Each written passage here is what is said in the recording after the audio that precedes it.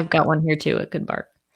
Hi, everybody. It's Leslie M. Thornton. Welcome to the Hypnosis for Permanent Weight Loss podcast. And as I've said before, something that I really care about, people who are starting to look at, what is hypnosis? What's permanent weight loss? Is that even possible? All of that kind of stuff, is that you are hearing stories from different people from all different walks of life.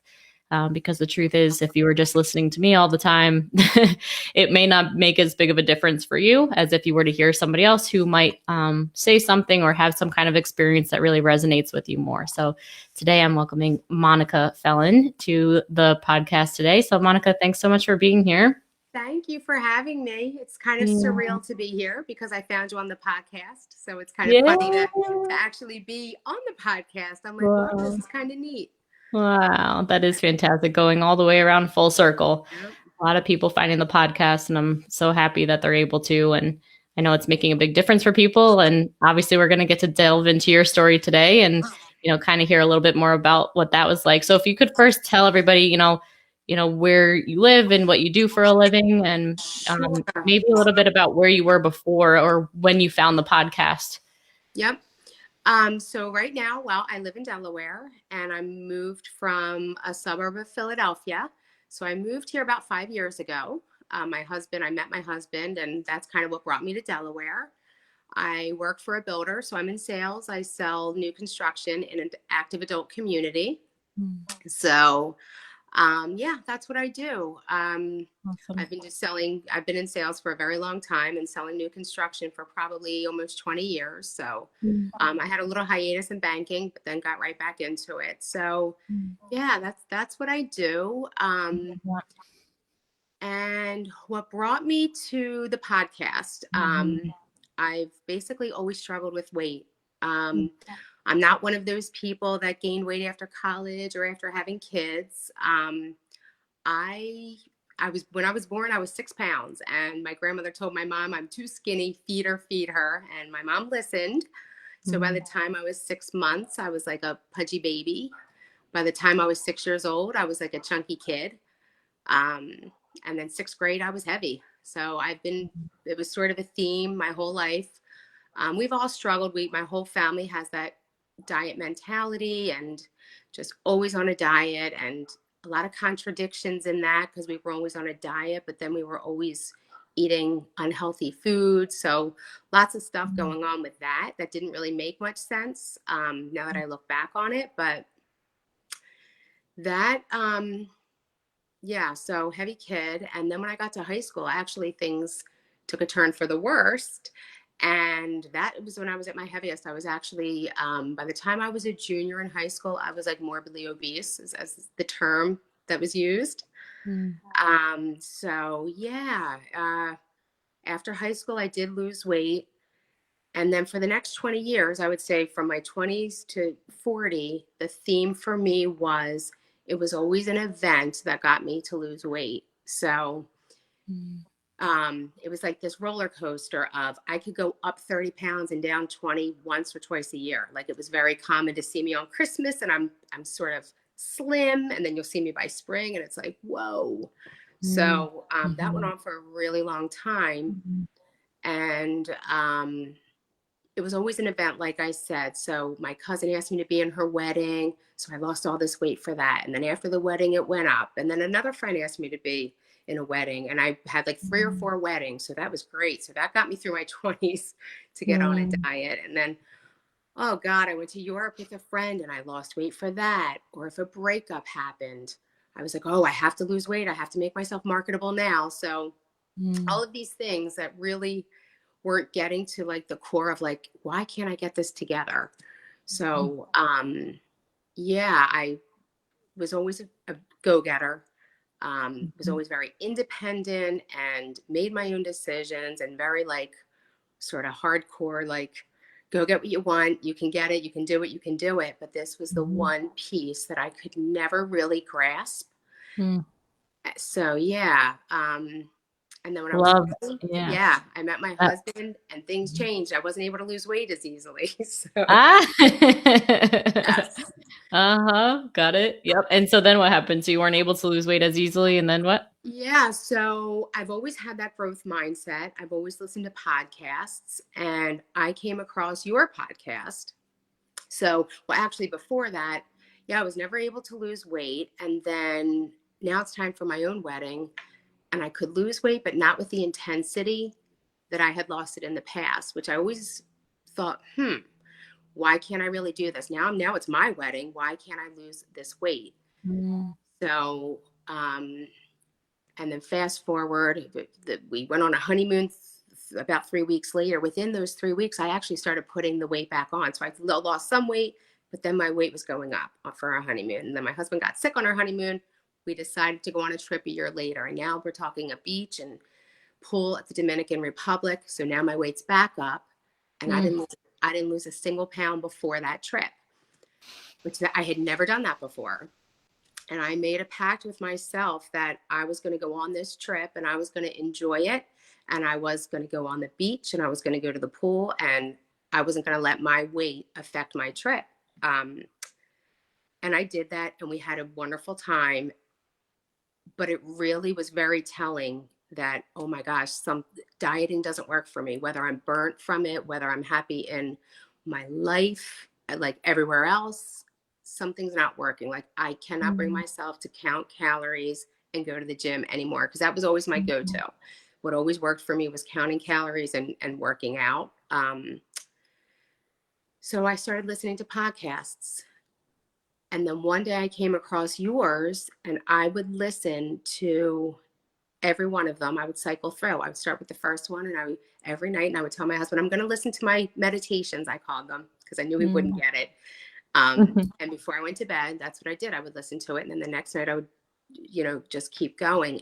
And I knew on some level I was going to reach out to you because what you talked about was so different than anything I'd ever experienced. So there were just so many little things that would be like, wow, that's so interesting that she's saying that. What does that really have to do with weight loss? It must have something to do with weight loss. So that's what brought me to the Mm. podcast. Wow. Wow. That's amazing. And thank you for sharing that journey. I think there's so many golden nuggets of wisdom and things that other people can relate to. And the first thing that I noticed as you were talking was, 6 pound baby, grandma says, you got to feed her, feed her, feed her. And I'm curious what nationality, like what background is your family?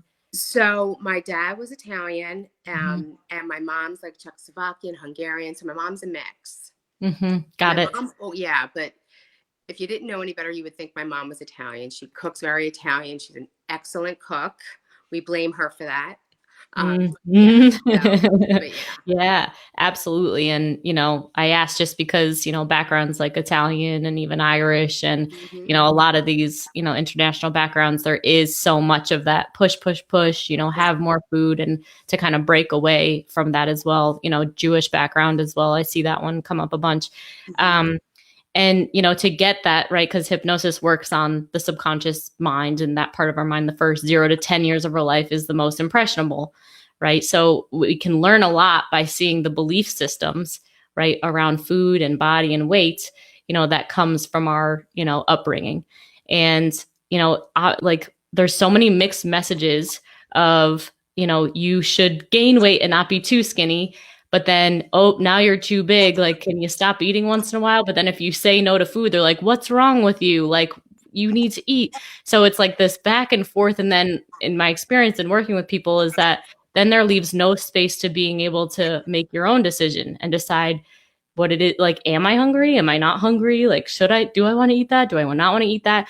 And then we start these patterns of just people pleasing to do anything to make grandma happy or mom happy, which as you were fast forwarding through your journey of then, speaking about, all the ups and downs and how the times when you were down and successful was to make it sounds like somebody else happy, right? The weddings of friends and all that kind of stuff. And then when it comes to ourselves, it's like, what's happening with me? Why can't I do it for myself? Like, what's in the way? And the people pleaser thing that so many women fall into, of, giving out to so many other people and I can do anything for you. But then, what the side effect of that is, we really abandon ourselves in a lot of ways. And one of the main things, as that we work on is really our relationships with ourself, and with our body and what makes us happy, and, kind of making peace with the stuff that's happened in the past so that you can show up and just be fully empowered with whatever choices that you're making, and have that peace and then find that way to find more balance. So, yeah. So thanks for sharing that. And then just curious around, so you found the podcast, you reached out, you obviously signed up for the program. And then, yeah, what was the journey like for you? So it's funny you're saying the beliefs. I remember on the first call, you talked about writing down these beliefs and um, things that you sort of you heard as a child. And I remember what I always used to hear is, we just have the fat gene. We just have the fat gene. Mm-hmm. And meanwhile, I'm 5'2". Like, I really shouldn't have the fat gene at 5'2". Okay. And my sisters are smaller than me. And so anyway, Mm-hmm. um, but Yeah, and that's just it. It's like, so I love that you're saying it. So it's that belief, right? Of we have the fat gene. It's like anytime that we make any attempt to, change our eating habits or behaviors, right? It's a moment of stress. And then it's like, oh, I want to eat that cookie or I want to eat that piece of cake. And then we start telling ourselves or remembering that story of like, oh, I have the fat gene. So of course I can't stop, right. and then we eat even more. Right. So yeah, that is We're like, well, I'm going to eat it because even if I don't eat it, I still have the fat gene. So I'm still going to be fat because I'm going to eat it. So, mm-hmm, yeah. mm-hmm. Yep. Um, And I'm also curious, Monica, when you were on that journey of up and down and the drastic up and down and all that kind of stuff, I mean, it feels like it would be absolutely exhausting to me. I mean, what was your experience of that?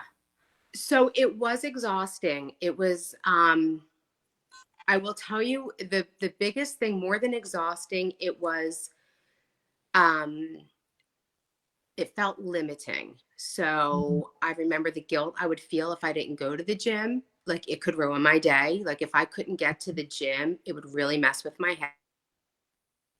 Yep. Oh, sorry. Mhm. Are you there? Am I here? Yep. Just the video isn't there, but that's fine. Okay. So, yeah. So I'm trying to bring it back, but I'm so sorry. Mhm. Don't worry. Um, yeah. So, yeah, it would really mess with my head if I couldn't get to the gym. So that part of it, and I felt limiting. And I do remember the stress of, like, it was a time when a lot of people would go out and drink and have fun and all of that. And so it was always in the back of my head, like, I can't have too much fun because, number one, Mm. I don't want to feel like crap tomorrow. Number two, I don't want to overeat because I'm doing this restricted diet thing. So yeah, I mean, it was definitely stressful. I mean, I'm not going to lie, it would feel good when I was low, but it never felt permanent. That was the thing. I remember I would think to myself, what am I going to do to maintain this? Mm. So that was always in the back of my head for sure. That I didn't know if I could maintain it. Mm-hmm. 100%. Yeah. And that makes total sense to me of, yeah, you felt happy at the time, but it's always like, when's the other shoe going to drop? Yeah. It's like, oh, well, this is great for now, but I can't trust myself to not be able to stop later or whatever that is that happens, especially if that cycle has happened over and over again. Right. Yeah. And so got it. So, and what would you say now that you've, graduated from the program? What was your missing link? Oh my gosh. Leslie, I can't begin to even put in words. It is hard for me to describe everything that I get from the program. Mm. I know that I got it early on. I would say by week 1 or 2, this lightness came over me, like this feeling of lightness. And just, you teach this, um, to be totally aware, be aware of your thoughts, be aware of your feelings in your body. And it's a practice. So I've always believed in my intuition. I've always followed my intuition. I never thought twice about following it as far as food, like as far as that part of my life goes, which sounds a little naive, I guess, but I didn't know any better. Like, I didn't even know that that was something I could do. Mm. So I've just, my brain has exploded. And I'm just open to so much awareness and just so many tools and resources that I never would have been able to find or figure out myself. It's just, it wouldn't have been possible for me to do that. So like I said, I've always been, always wanting to grow, always wanting to better myself. I've read plenty of books that have changed my life for a time, wonderful books. But Mhm. this program offers so much more. And then this safe space, and then these amazing women who are in the same boat, one way or the other. We all have connections, and it's just been just such a beautiful journey. I can't say enough about it. So I don't know if that answered your question. I forget what your question No, was. absolutely. Yeah. What was the missing link? And, it sounds like really just that awareness and kind of, looking and, what we were saying, like I never thought that I could follow my intuition when it came to food. Yeah. And to me, that just magnifies like just how embedded and ingrained for so many of us this powerlessness around being able to, right, be with food or have a relationship with food or trust ourselves and our bodies. It's just there's nothing in our society that, or even in our family and our upbringing, that usually indicates that we can actually trust the way that we feel and whatever way and shape our body takes and all of this kind of stuff as we're going through the journey. So Yeah. yeah, that makes total sense. And that's something that I see all the time, is especially with, super successful, busy working professionals like yourself. It's like those same things will drive you to be super successful in this area, but then they say like, but I just can't figure out the food thing, right? Yeah. Yeah. And I really see that is kind of the final piece, the way that I see it, because it's the first thing that we're introduced to as babies is, the nourishment and the comfort, of either mom's milk or whatever bottle that you're having.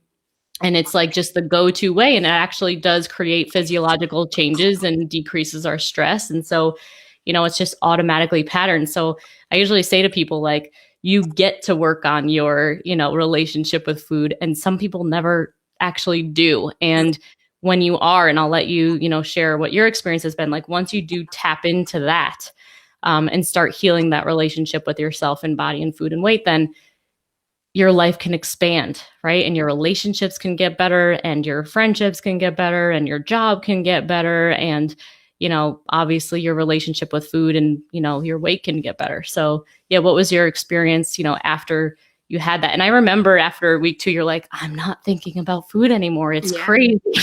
I know, I couldn't Yeah. wrap my brain around it. I thought, oh my gosh, like this is really weird and awesome. And so, yeah, yeah. Mm. So one of the things that I realized in this program also was that, so I was taught these wonderful values growing up, and, you know, they weren't around food. But one of the things that I was not really taught or encouraged to feel was joy. Um, So that became a big theme for me, and that is still a big theme for me. That we were taught to work hard and all this other stuff, but that feeling of joy and enjoy what you're doing and follow your bliss and all of that, like that was not something that was taught in my home, which is fine. It's okay. I'm doing that on my own, but I forgot your question again, Leslie. Oh my gosh. Yeah, no, I mean, it's perfect of how your life has expanded Yeah. out, beyond just the food. So, yeah, the joy, it sounds like, is something that you've been able to have Yeah. added into your life.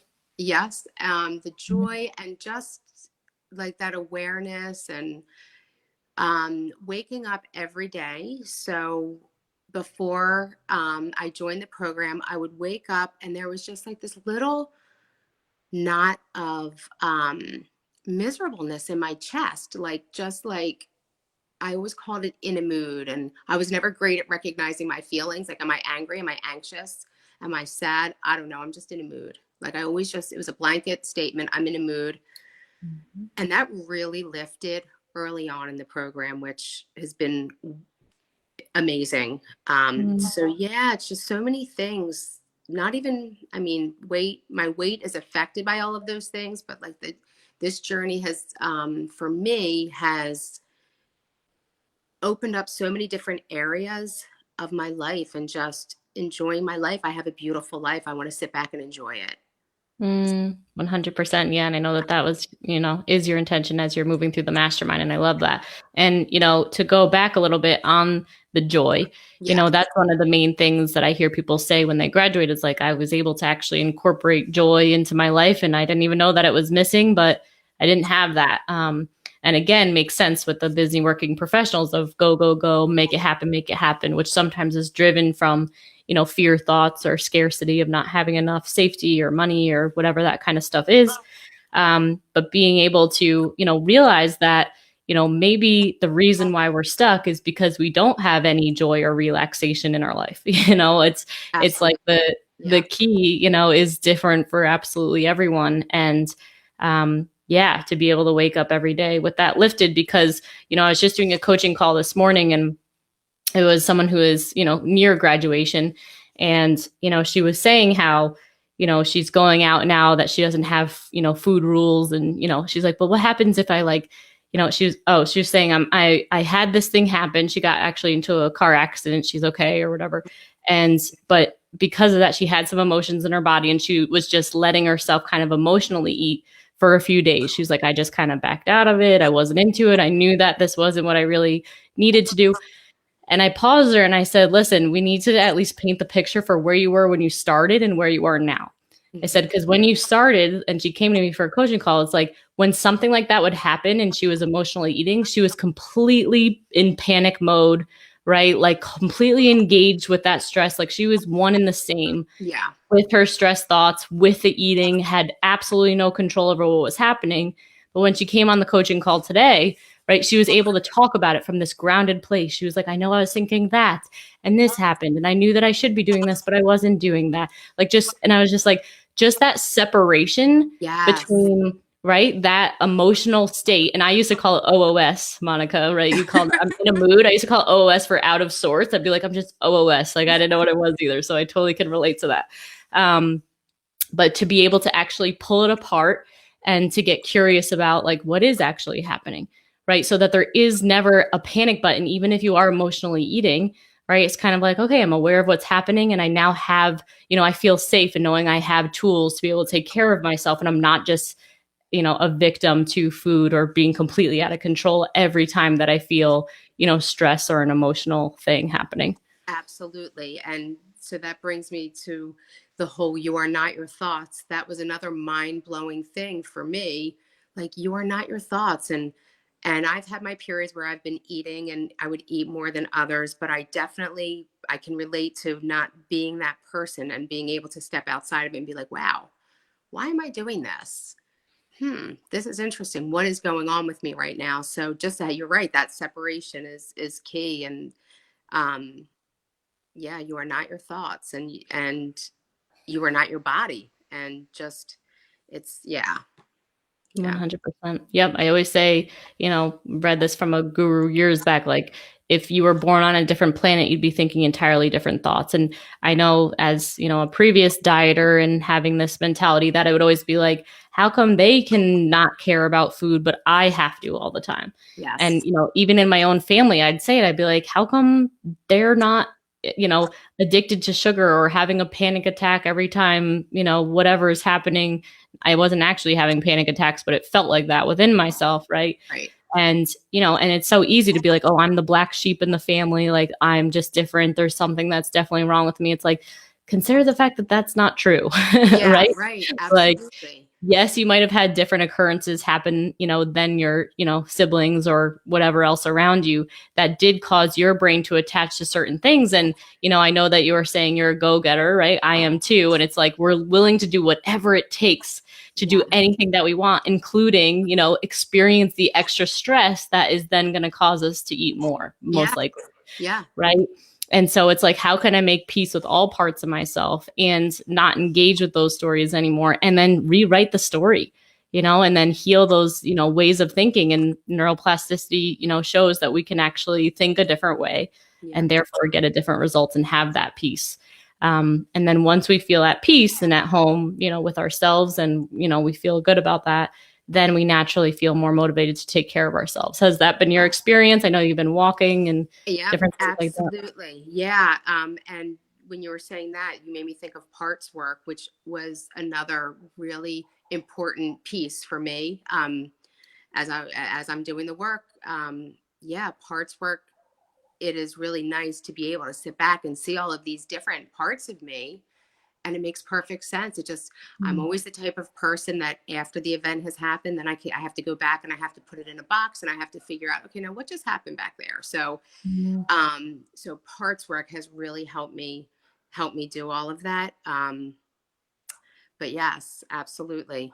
100%. And I'm sure, as people are listening, we can relate to, I hear this all the time. It's like there's one part of me that is saying, make sure you're eating healthy. And then there's the other part of me that's like, forget it.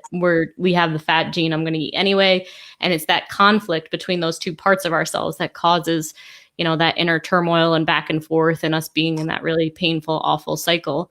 Right. Um, and once we realize that all those parts of ourselves, right, are actually here to help us, like everything has a good intention. It's like it's trying to us eating and overindulging is trying to help us avoid feeling pain and having a lot of stress, right? Or, et cetera, et cetera. So once we learn to not just be afraid of those parts, but like you're saying, observe them, and be like, okay, that's the part of me that, needs a little attention right now, or that's the part of me. And the way they're doing it is by creating these emotions, right? And it's like, and I'm just wasn't aware of those parts of me before. So before I was just eating to numb those parts out. But now I have the opportunity to get to know them, to thank them, to appreciate them, to embrace all parts of myself, know that they're all welcome, right? And then just get to be a more fully, full blown self expressed version of authentic you. And then over time, being able to distinguish what's something that's coming from a part of me or from an emotion or from a wound, right? Versus Yeah. what's an authentic truth. Because sometimes you authentically can desire a piece of chocolate cake. Yes. Right? And then we need to like trust that and honor that as well. But then sometimes it's our authentic desire to have a walk or have a hug or whatever it is that we need. Absolutely. And it did take me a little while to walk. And yes, it's all of it is help.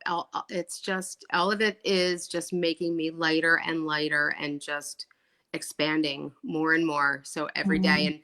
and it's not that it's perfect every day. I had a rough time over the holidays. I was triggered, by a lot of family stuff, but I was able to sort of step outside of it and be like, okay, this is family stuff going on and let's get it together. And that's what I did. So Yeah. yeah.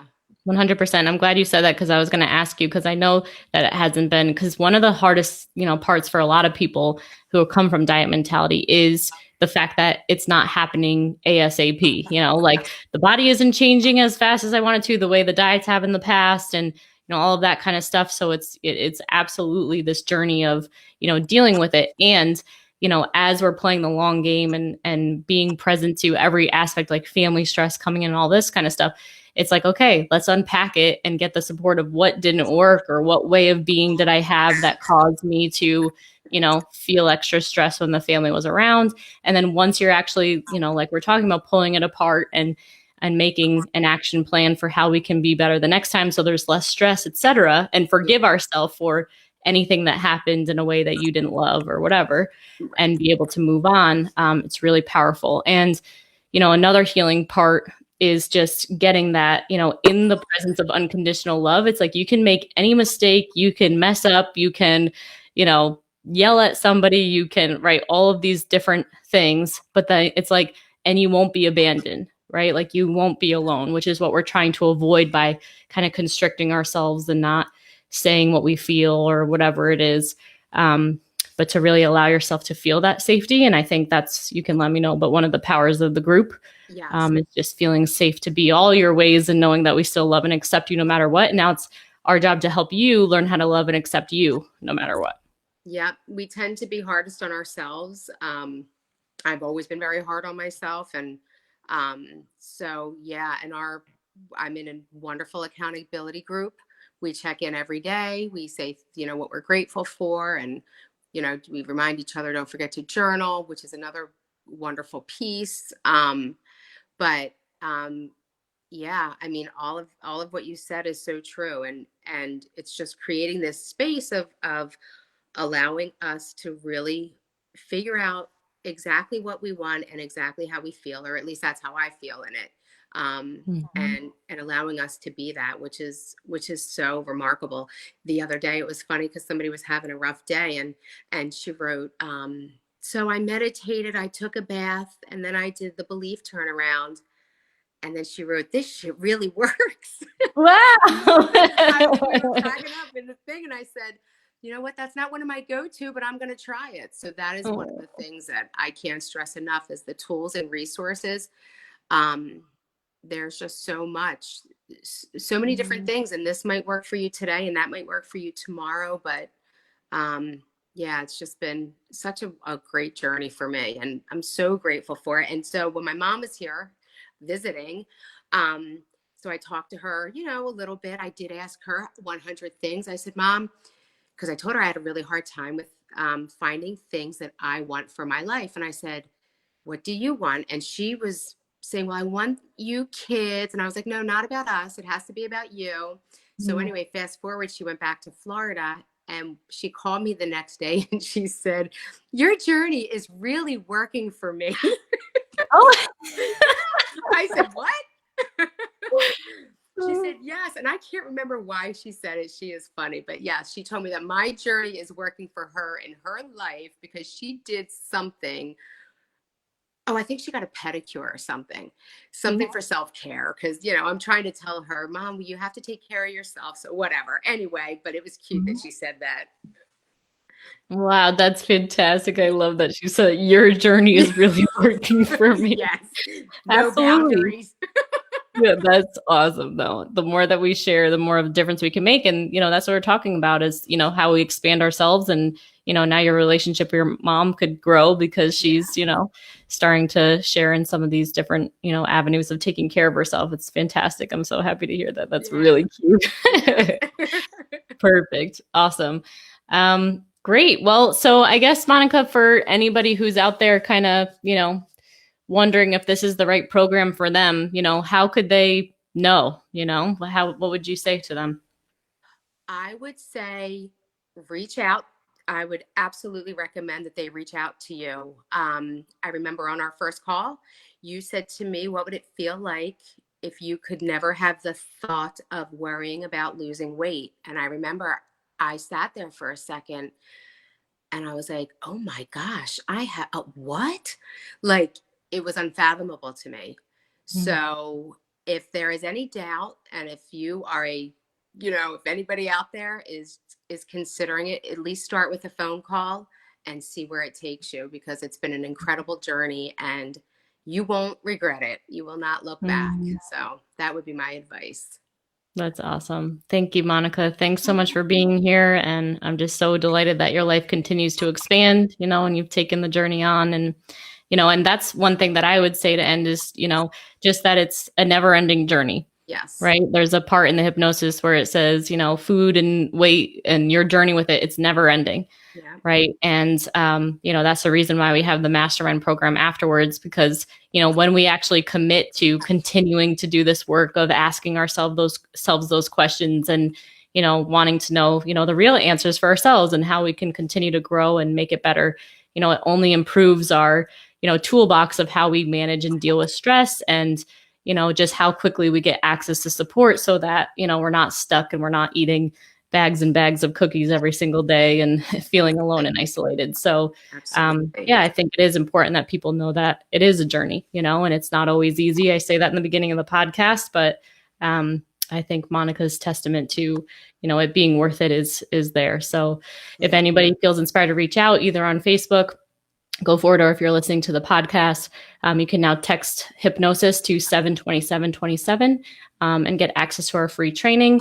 And then you'll get on our email series, and there will be an opportunity to book a call. So hope we can connect with you there. And Monica, thank you so much. Thank you Thank so you. much for sharing your story. Really appreciate you. Congratulations on all your success, and I'll be Thank seeing you you. a little bit Yes. later. Yeah. Thank you for everything. I'll see you later. Absolutely, my love. Thank you. Bye. Bye bye.